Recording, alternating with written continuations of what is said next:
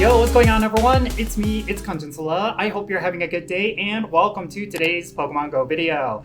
Yeah, I'm recording from a hotel room in Utah. I came out here for Labor Day and I'll release a vlog video regarding everything that I did while out here.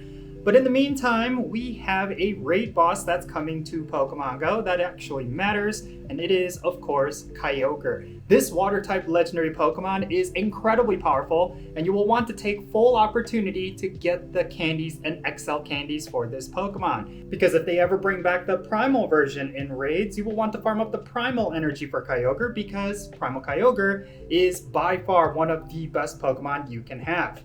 So yeah, let's go over the details for how you can defeat this raid boss.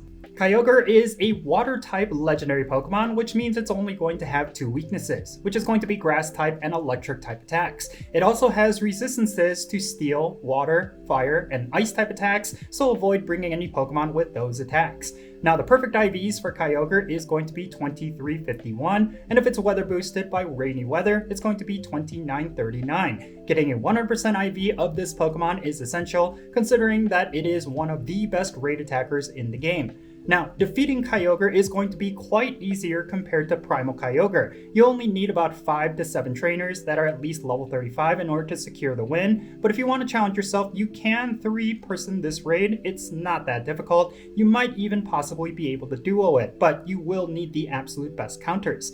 Speaking of which, these are going to be the counters you will want to bring. In terms of the Mega Evolutions, you will want to go with either Sceptile or Venusaur. Both of those do an incredible amount of damage, but in terms of the other counters, they're not necessarily going to be grass types. You will want to go with Shadow Magnezone, Xurkitree, Shadow Electivire, and Shadow Raikou. And Shadow Raikou is going to be the Shadow Legendary boss for this month, so you could definitely pick one up right now.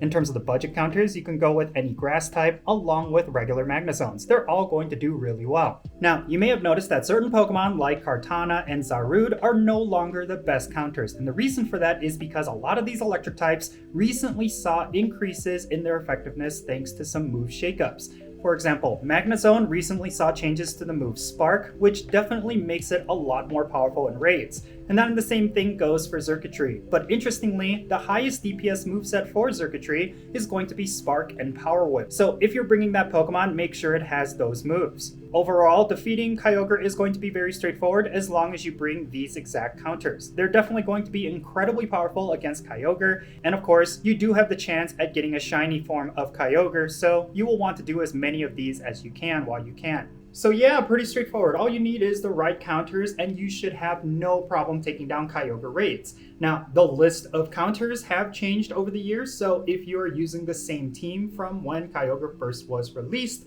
you should definitely change things up because, yeah, there's certain Pokemon that have fallen off and there's other Pokemon that have seen an increase in effectiveness, mainly because of different buffs as well as different move shakeups. So I really do think that if you want to take down Kyogre, you should definitely optimize your team with the best counters, and you should have no problem at all. This Pokemon is not that difficult, and especially because this is the regular version and not the Primal version.